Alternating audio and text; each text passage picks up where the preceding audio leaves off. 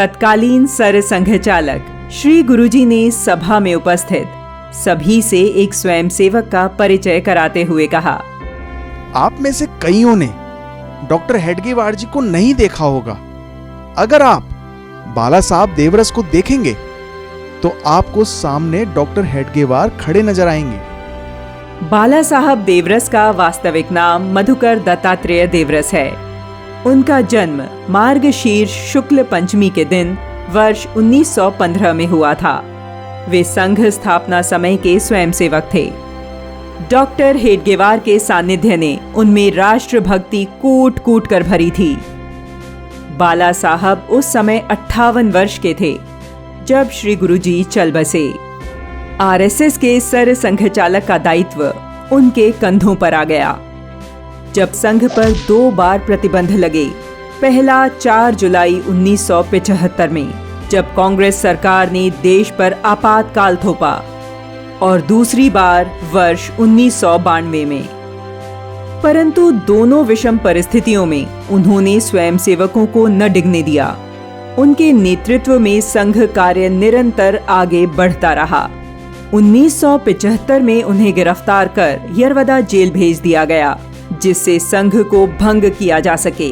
उनकी गिरफ्तारी से स्वयंसेवक भड़क गए, परंतु उन्होंने कहा, यह धैर्य का युद्ध है, भावनाओं पर नियंत्रण रखने का युद्ध है। उनके आदेश ने स्वयंसेवकों में नई ऊर्जा भर दी। स्वयंसेवक भूमिगत होकर आंदोलन चलाने लगे। प्राण की परवाह न करते हुए जनता तक सरकार का काला चिट्ठा पहुंचाते रहे। इस प्रतिबंध के बाद भी कांग्रेस सरकार संघ रूपी वृक्ष का एक पत्ता भी न उखाड़ सकी। इसके विपरीत संघ ने नए क्षेत्रों में अपनी जड़ें विकसित की। बाला साहब ने न मात्र प्रभात शाखा का शुभारंभ किया, अपितु वर्ष के 365 दिन शाखाएं चलें, यह सुनिश्चित किया।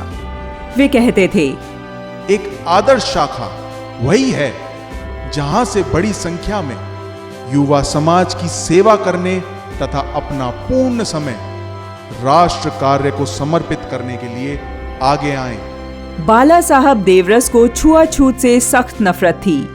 वे कहते, छुआछूत एक बड़ा अभिशाप है तथा हमें इसे दूर करने का भरसक प्रयत्न करना चाहिए। बाला साहब देवरस अब बीमार रहने लगे थे। उनके शरीर के एक भाग ने काम करना बंद कर दिया था। इसके बाद भी वे संघ कार्यों में कोई ढील न बरतते। भीष्म पितामह शरशैया पर थे, हलचल नहीं कर सकते थे, किंतु उस अवस्था में भी युधिष्ठिर ने जब भगवान कृष्ण को पूछा कि धर्म और अधर्म इसका निर्णय मैं कर लेना चाहता हूं, तो स्वयं भगवान कृष्ण ने कहा कि इसका निर्णय करने के लिए अधिकारी पुरुष भीष्म पितामह ही है, मैं तुमको उनके पास ले जाता हूं। ठीक यही अवस्था शरशैया पर जब बाला साहब थे, हलचल नहीं कर सकते थे, तो भी सभी को मार्गदर्शन करना, सलाह देना, सभी की बातें सुनना, यह सारा कार्य उनका चल रहा था। शरीर विकल था, बुद्धि विकल नहीं थी, यह विशेषता थी।